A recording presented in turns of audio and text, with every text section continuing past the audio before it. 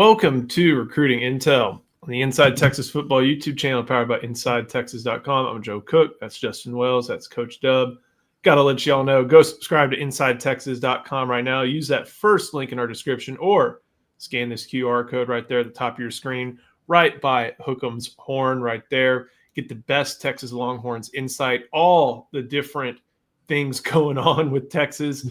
Lots to track between portal entrants, and that's where our focus is going to be today on the transfer portal since we just locked up the 2026 class. Not really anything going on there, it seems like, because remember, there is another National Signing Day, but seems to be forgotten. It's all portal now, and it's all bowl prep now. It's all huge December for Texas right now.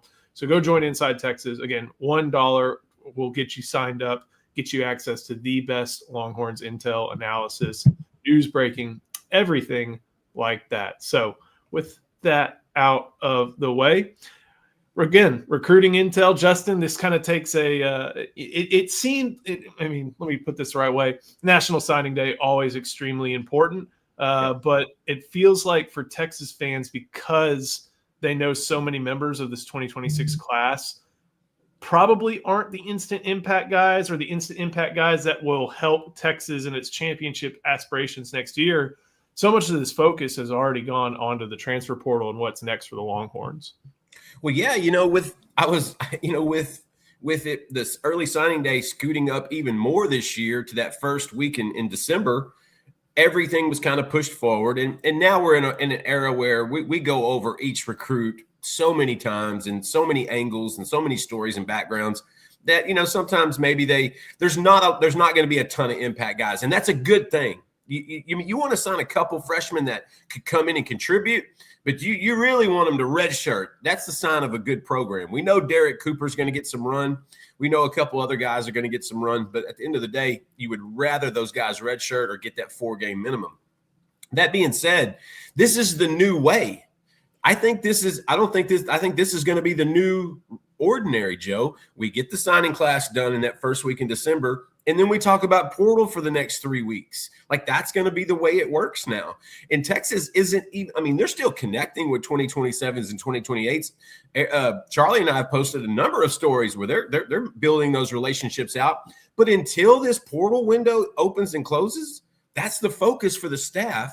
So that's the focus at Inside Texas. I think this is the new normal. And I think fans now, this season in particular, fans are very eager with this portal bunch because, aside from the Ajay Hall and Jaleel Billingsley takes, Steve Sarkisian has portaled really well. Like, they have picked up really good guys. And you realize in his whole time in Austin, this is going to be the first offseason they pick up an offensive lineman in the portal, which is fascinating considering all the other, spots that they've helped. And so this is just the new normal. Fans have already been predisposed to say, hey, who are you guys bringing in? Because they see the deficiencies that we've seen for 6 months. So to me, signing day's gone. Those kids are going to, 22 of those 23 are going to be on campus in 3 weeks. That is crazy. So they're going to be there and eager to make an impact. Only a few guys in that class are probably going to play as freshmen. The portal is the focus, brother. And that's why we're pouring so much into stuff at Inside Texas, because there's going to be a lot of movement and there's still so much more to go that we haven't even posted yet. Yeah. And I got my eyes right here on this screen, just making sure that if anything does pop up, I'm ready for it. And you just always kind of have to be one pop up in this show, Joe. I know. You just always have to be prepared with this. Coach, you've been on a coaching staff before where getting ready for a bowl game and not a playoff game, but getting ready for a bowl game as well as navigating all this just takes center stage. And at UNLV, y'all were pretty active in the portal throughout y'all's time there. So what does this look like inside the building for, just trying to balance talent acquisition through free agency, but also, hey, you've got a game to get ready for it too. Yeah, in the big boardroom, you got everybody up there on the roster, kind of like you see on the shows where you got their names on the board and depth chart, and you're just kind of going through who's going to be here next year, who's gone, right? Who's graduating? Who do you want to send to the portal? Maybe a player that need to go find opportunity somewhere else, and then who you're trying to hold on to. And so you're just trying to work out your board with all your incoming guys, and then you say, okay, this is where we need to attack the portal. You get a group of guys saying, hey, you go scout tight ends, offensive linemen, and PFF, go find, tight ends who are good at inline blocking, right? And go find out what their grades are and then go pull their film. And it goes by position. And so you gather all the information, you select your portal targets based on who's already in. And then, of course, you got your back channels that are working who may go in. And so now you go watch and pull film on those guys. And you just compile a list of guys that you can really scout and go after. So before the portal opens, you're already talking to them kind of, right? Through back channels, through somebody. And then once they officially hit the portal, you can go full-fledged as a staff, and you're trying to get them on campus as quick as possible. And you're trying to close the deal very, very quickly before they go see other places. It's much different at a group of 5 level because you got to sell the NFL model, development model versus the NIL bag because you just don't have it. The most you can offer maybe is an apartment, maybe a car, and you get to eat unlimited at different places. But other than that, like it's a different selling pitch. But you're working this. You're on the computer all day long. You're prepping for a bowl game. You don't know who's going to play in that, who's going to sit out, and all that, who's potentially get a chance to go to the draft or whatever the case may be. And so you're trying to navigate that. It's the time to get your younger guys better. Maybe we play more younger guys in this bowl game if so many older ones want to sit out. So there's so many things you're trying to do as a staff, but you just got to separate it. I think Texas has a huge support staff. I know they lost Aaron Joe, the UNT. I know he's part of scouting, but they have so many other guys in that department that's probably working on finding those portal guys and getting the film so you can pass it to the position coaches, and then they can evaluate what you're able to find and then kind of just narrow down the list from there who you really, really want. I bet North Texas knocks on that running back from Liberty's door. Ryan Nelson, good Joe and Justin. Coach, Sark knows that 2026 is his legacy year. Natty or bust is the expectation. Yeah, I mean, when you got Arch Manning starting, not making the playoffs is – I hate using the word failure, but it kind of counts that way. You have that level of quarterback prospect on your team, and you didn't give him the things around him necessary to make the playoff, let alone compete for the national title. They got close, 9-3, despite all these flaws that have us all, talking with frustrated people and wondering what's next. But you have to be able to get it, and I think he knows that's his legacy year because of some of the guys we've even seen enter into the portal. One of the big ones, the other day that caught everybody's attention, and something that helps instruct what Texas may be looking for in the portal is when CJ Baxter decided to enter his name in there. And Justin, injury really changed CJ Baxter's career ahead of last season. We have not seen him be effective. We know Sark had an affinity for him, and we know, he was recruited by Rashard Choice, brought in, and Chad Scott got to coach him. But for somebody like CJ Baxter, who we know Sark has a soft spot for, I don't want to say we can't. What's the right word? For him to be in the portal just at all kind of tells you where Sark knows things have to change for the 2026 season. Yeah, Baxter is kind of a case study in some ways because he was very well compensated as a 5-star running back out of Florida. He had a great I'd forgotten how well he played his freshman year until we saw the transfer video, and then I started going through, and it's like I forgot about the Big 12 championship game and the college football playoff. Like, this guy was making plays as a freshman. That injury, he was never the same. Just never the same. And so with that room, now they can reallocate those resources. And let me tell you, first and foremost, they love CJ Baxter. Everything Joe is saying is correct. From the players to the staff to the coaches, CJ Baxter left a great impression on the University of Texas and the guys there. It's just this is the new normal. And if when you have an injury like that and it really, really hurt him, like, I don't know if he'll ever be the same. And I hope I am totally wrong. But I don't know if he's going to be the same. And so that's something that they have to factor in. Look, they're looking in the portal for a running back right now. They're also signing two. They signed two last week. Both are going to be on campus in 3 weeks, Derek Cooper and Jet Walker. They want one more guy in there to kind of, pal around with Trey Wisner. They would love a running back one that could come in and be the guy, be the high volume guy, be your guy. And Trey Wisner to be that third down back, to be that special teamer, that chain mover in a sense. They would love that. And they're gonna go through it and see who they find. But at the end of the day, yeah, Baxter it was the writing was on the wall. with everything going into it. Choice isn't here anymore, and he's just not the same. And it's Sark's job to churn the bottom of the roster, and Baxter had unfortunately fallen to the bottom of the roster. And then when you're looking at what Ryan Nelson's bringing up, they need an elite running back. That's hard to ask for. That's hard to ask for, and honestly, I feel like you can get just throwing this out there as an example. Let me think of a past player that would be the right way of looking at it. Man, Trevor Etienne. Yeah, that's a good one. Yeah, because he's in the NFL. Like if Trevor Etienne jumps in there, then you're going to try to go after him because you've seen proven production at Florida at this level, and Georgia made the most of that. Right. But this is a position where good evaluations can help you out a lot. Look at Ahmad Hardy at Missouri. Man. Missouri's not going to let him go. But that's someone who you can find and see at the lower levels. And that's kind of what we've seen so far right now, Coach. Like I mentioned Jaheim White, and I know he had his injury, and everybody was like, no, we don't want that guy. And I had to mention him because, the connections with Chad Scott.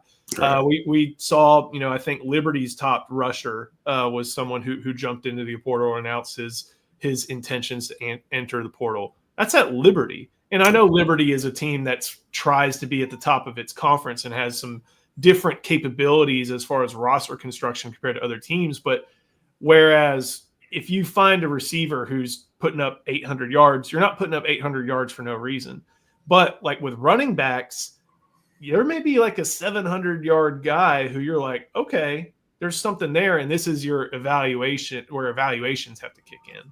Yeah, look, a kid coming from a group of 5 or lower program, lower conference to me, you look for so many other things in that. I can just tell you, being at UNLV with Ricky White, he put up over 1,000 yards at UNLV, and he had big suitors from, Power 4 schools coming after him. It didn't matter. They saw his tape. They saw what he can do. He consistently got open, catch the ball, saw his route running. So it really doesn't matter what conference you come from. For me, like, how would you fit in my system? Maybe I'm paying you to come in and be the number one guy. Maybe I'm not.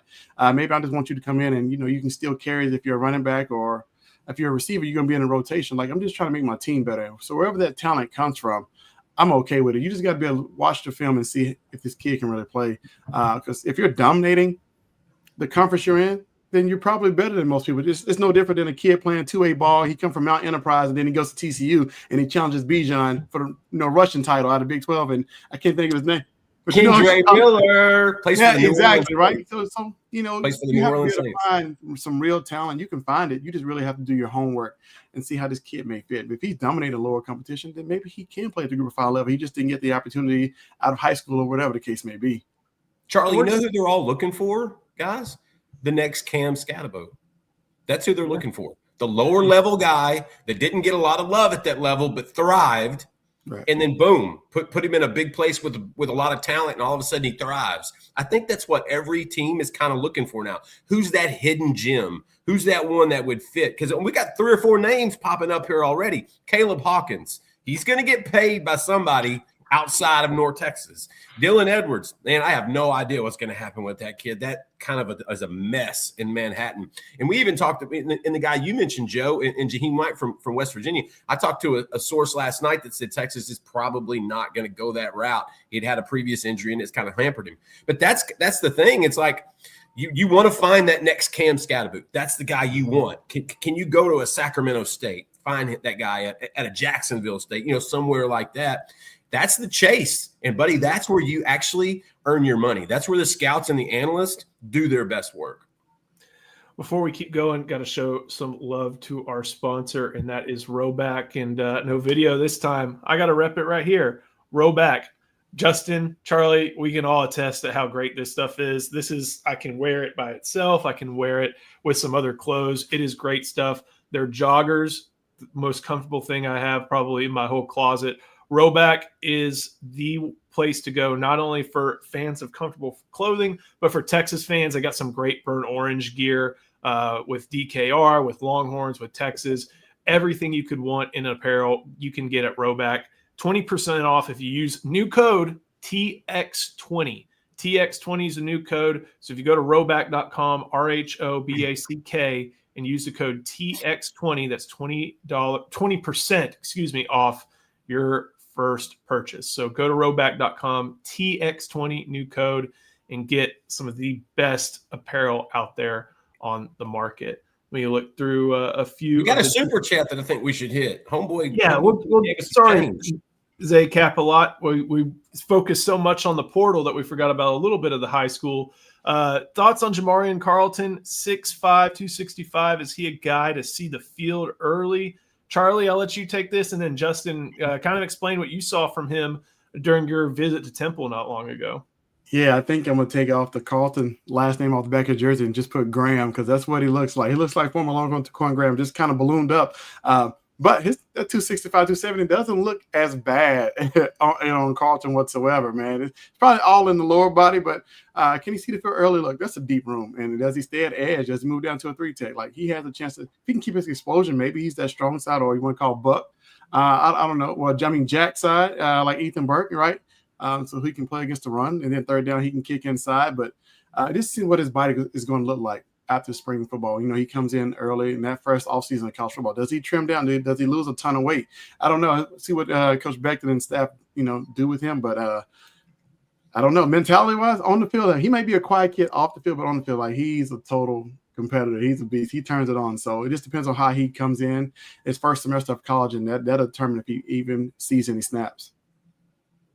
Justin? Hey, Charlie knows this kid better than anybody in the world, so there's not a whole lot I'm going to be able to offer. Really fun basketball player. I got to tell you, talking to him after signing day, I saw a kid relieved. I saw a kid that was done with the recruiting process, and he was happy.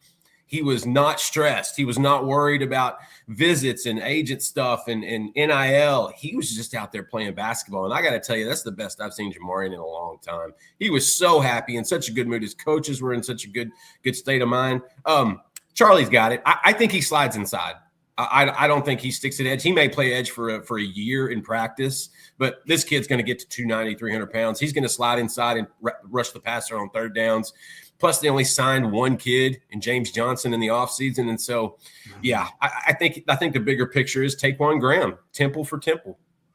And you have to remember he's an AE. Every kid, sorry, Joe. Yeah. David Rawls, they're all early enrollees except for Nicholas Robertson. Every one of them. And I think, again, this is an instance where what you sign in this class and what you look at on the roster instructs what they're going to need. They only have one true defensive tackle in this class in James Johnson.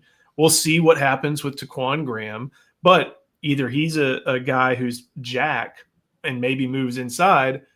Okay, then he becomes your defensive tackle. Okay, then you have to go to look at Richard Wesley, who's 16 years old, 250 pounds already. Where does his body take him? You don't know what that looks like. And if you remember last year, Texas pursued David Bailey, and David Bailey became maybe the best defensive player in college football, probably the best defensive player on their team, yet they wanted to promote a mustache instead. And Texas pursued him heavily, even with guys like Colin Simmons, Zena Umeozulu on the roster. So you may want to – maybe they'll do something when they look for an edge. And again, they're also probably going to need defensive tackle numbers to set the cycle right. Again, that's what they did last year. Maybe they try to get some – instant impact guys, and if there are some of those out there, they'll try to do that. But you have to have a healthy roster to where your portal additions, they can be instant impact, but they also have to be making sure that you're up for the right your roster cycle is going through it the right way over the course of the season. So you don't run into an incident 2 years ago where you take one D lineman in Sadir Mitchell and you have to make up for it in the next two portal cycles. Yeah. One of the other things, I see it in the comments, there's a lot of names of guys being mentioned who have not entered the portal yet. And look, we're not a school, so we could mention all these guys, but for the G5 guys, and I know there's one from Round Rock everybody's kind of been talking about. Yeah. That one, there's different things going on, but a lot of different things happening. These power conference backs, especially at schools who are not changing head coaches, those schools are going to work to retain them. So LJ Martin, a guy from BYU. Great example. BYU has a pretty dang good NIL apparatus. and maybe one yeah, of the they best. do. And I know a lot of it is looking at basketball with Dybansta, but like, what do you think Bear Bachmeier is going to get? What do you think some of these, different players are going to get? They got kids, they got bills, literally. And so BYU and some of these, and crumble cookie jokes, some of these schools are going to be able to retain the players that they want. And it's a wish list. And if they're not being retained, okay, maybe there are instances where they are seeking a better package for compensation, better opportunity, stuff like that. Yeah. But teams have been so focused on retention. That's why whenever somebody goes like Cam Coleman, Dallas Wilson, do we not think Auburn wants to keep Cam Coleman? Like that's where I view that. And so that's part of it. Even still, we can look at some of these other portal entrants that we've seen over the past couple of days, starting with Trey Owens, to where Sark likes having 4 quarterbacks on his roster. And Charlie, if they could maybe find a guy who doesn't mind being Matthew Caldwell, well, maybe that's something Texas looks at in the portal as well. Yeah, and as soon as Matthew Caldwell, he's out of eligibility. You look at the 2 younger quarterbacks. I always thought maybe you go get another veteran guy, because the guy who's seen a ton of football, who can be in the ear of your starter, he can be in the film room because he's seen a lot of football. He can help out that room so much. If he doesn't mind holding a clipboard and a headset, you go find another guy. I'm sure there's another guy, somebody out there who's like, you know what, I'm probably not going to play. If I can go to the University of Texas, I can help. I can get a chance to go win a championship, be a part of that team. You just never know. So, and Matthew Caldwell got the chance to come in and save the day versus Mississippi State. What if I get that opportunity? So I think you definitely go get you a veteran guy, because I think he helps out more ways than one. And then I saw somebody mention Jet Thomas from UNLV, the running back. Look, if he hits the portal, you can definitely go get that one. And that's a stud. He's one that people have been trying to pry away from UNLV for 2 years. So. Do they go back and get Sadir? No, I think that bridge has long been burned, and I don't think Sadir torched and gassed. Sadir has not done a lot of bridge building in his career, so I do not think that that's something to go and get. There's so many different names to look at, and we're gonna see more. That's why they have to come to Inside Texas, Joe. We are constantly adding stuff. We're constantly getting new information on guys that they may anticipate at the portal, guys that the agents have reached out to see if there's any interest on that end. It is a constant fluid thing that changes with every minute we're on this show. And that's the fun part about Inside Texas in our promo right now, because literally it is changing constantly. We see all these names. You should see some of the other names we've added on there. There's a lot of wish list guys. It's going to be fun. To me, that's interesting. The reconstruction of like some of the base of this program in this offseason is going to be fascinating to follow. And that's why I'm excited about this year. Sailor Joe brings up a good one. Talek Lockett, I think was his name. He's a guard from Texas State. He's from Miami. And if you know anything about Texas State, you got to fly into Austin's airport to go to San Marcos. So, hey, it's Talek Lockett. Somehow he has a year of eligibility left. That was a name I saw as intriguing the other day. Maybe we'll see what happens. But, hey, if the family's already flying into ABIA, well, why not make that commute a little bit shorter? And don't forget, too, there are 12 teams still playing. And there are backups on those teams and even some starters on those teams that are going to look to trade up. They're going to look to maybe do a little better at the next place in the next cycle. Texas is going to be patient. You're going to see that, you can't get in a rush with Sark. You know how he rolls. They take their time. They fully evaluate. So it's going to take a little bit of time. Let this playoff get through, go through some of this. And then I think you're going to see even more names and more movement. You're also going to see a lot of these coaches have their own meetings with, not only players at their old school, but at their new school over the course of this time frame. And remember, the first playoff games are 19th and 20th. So let's say Tulane, as we expect, Tulane and James Madison lose their playoff games. Okay, then some of the results of, not to say that Texas is just going to start pilfering James Madison and Tulane players, but those players who are productive, they may enter, they may follow their coaches. Coaches who are arriving at new schools may say, okay, we want to keep them, we don't want to keep them, that type of thing. Like, there's still so much movement left on the board for the rest of this cycle that it's going to be great to track. That's why you're not going to see a lot of the kids from Texas that just are expected at the portal or have announced. They're waiting it out too. They're waiting to find their best spot. You know, a guy like Trey Owens, there's a lot of stuff to get situated in the background. You know, there's a lot of coaching changes. There's a lot of staff changes. And so, but that's the beauty of for a guy like him is that they're always in a market for a quarterback. And just talking about backup quarterback, if Texas could get anything close to Matthew Caldwell in this offseason, because they're going to add another veteran quarterback. We know how Sark is. If they can get anything close to Matthew Caldwell, that would be perfect. I don't know of a better backup quarterback situation Texas was in last year than with Caldwell. That kid was so much better than people anticipated. That kid could have gone somewhere else and started at half the schools in Division I. On God, that guy was incredible. I hope Milwee and the staff can unearth another one of those. Tremendous. Before we keep going, got to show some love to our other sponsor, that is Game Time. And hey, Game Time, we got the World Cup coming along. I used them. Huh? We used them. I got my son Dallas Stars tickets on it. So you got World Cup, you got NHL. Hey, guess what? World Baseball Classic's not too far away. Texas Longhorns basketball, any college basketball, any NBA basketball, anything. You go to Game Time, you get the best prices for tickets. The Game Time app or GameTime.co.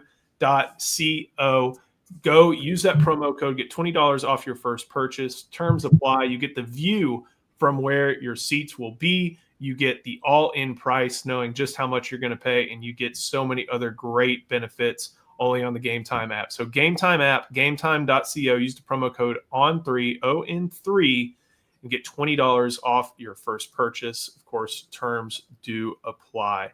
Trying to see, this is a good one. Ryan Nelson, you've been bringing it. Has Texas Tech's and A&M's aggressive approach to recruiting impacted Sark's strategy?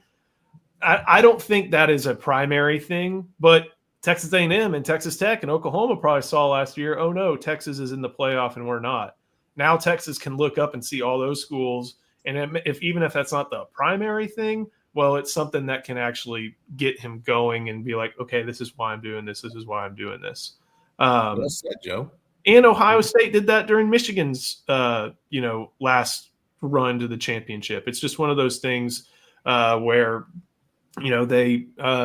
it's a lot of different motivating factors can be made for this. Let me let Joey Austin in on a secret. AJ Milwee ain't going anywhere. And let me tell you something else. You don't want him going anywhere. The impact he had this year, you don't really know it on the surface, was huge. Yeah. Huge.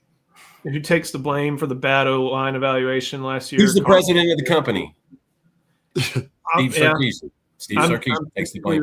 He may not have delegated properly when letting certain position coaches sign off on non-portal guys, but it starts at the top. That's at the top. That's why he makes the most money and the rest of them don't. Trying to think of anything else. Oh, this is a good one from Rome 77. They need a true wide receiver one Spider-Man receiver in the mold of Matthew Golden, A.D. Mitchell, someone with elite fluidity and body control who can pluck the ball out of thin air. We got gadget and speed possession guys. Everybody needs it. I think with all the different needs on this roster, they may take a flyer at wide receiver, but I don't think this is as much of a priority, Charlie, as anybody as what this leads to think. Look, a lot of these guys coming back another year with Arch, like, let them be in the offense. They didn't play bad. They just need continuity and more reps together, right? As the season went on, they got better in the pass game, right? You got Mosley, you got Livingstone, who's only a redshirt freshman. Wingo will be back, right? Whatever happens. Yeah, McCutcheon. Oh my gosh, like you throw that in the mix, like if DeAndre Moore comes back and now whatever the case, like you got a ton of guys. It's going to be better in 6 months, Charlie. There you go. Like you have a ton in that room, unless there's just some number one guy that you can't miss and he wants to give you a discount. Hey, stay with what you got. I think they'll be a lot better working together in this offense. The more you have the playbook down, the more continuity you have with your quarterback, I think the better everybody will be in the pass game. So I'm not worried about going to get some big number one. Indiana doesn't have one. They do just fine. So find continuity with your receivers and your quarterback. And that got better every game from 6 weeks, 7 weeks on. That improved every game. I do wonder if it's just one of those things where there's just it's very much like, ooh, new shiny thing. And I mean, it's a portal. It's all You new see shiny Cam thing. Coleman doing that stuff, and you're like, why isn't Cam Coleman doing it here? Well, Texas had one of those. His name is Xavier Worthy, and he's doing it in the league now. And then they had another one, Matthew Golden. He's doing it in the league now too. And if you let them develop over the next 12 to 18 months, they're probably going to have another one. So we just got to be patient. Exactly. I think the first team all SEC and all SEC selections came out. And we got another video we got to record later, so now's a good time. Go ahead and go to InsideTexas.com. Sign up for just $1. Use that first link in our description or use that QR code there at the top of the screen. The best portal coverage, the best recruiting coverage, team coverage, everything as Texas goes through a massive month of December. You're going to want to join in for just $1. So come join us over there. Looking forward to seeing everybody over there, talking with me, talking with Justin, talking with Coach, talking with the whole crew. So that was He's not even looking. Say one more time. Charlie's not even looking. He's on mute, and he's talking to somebody else. You know what? He's probably getting some info from sources.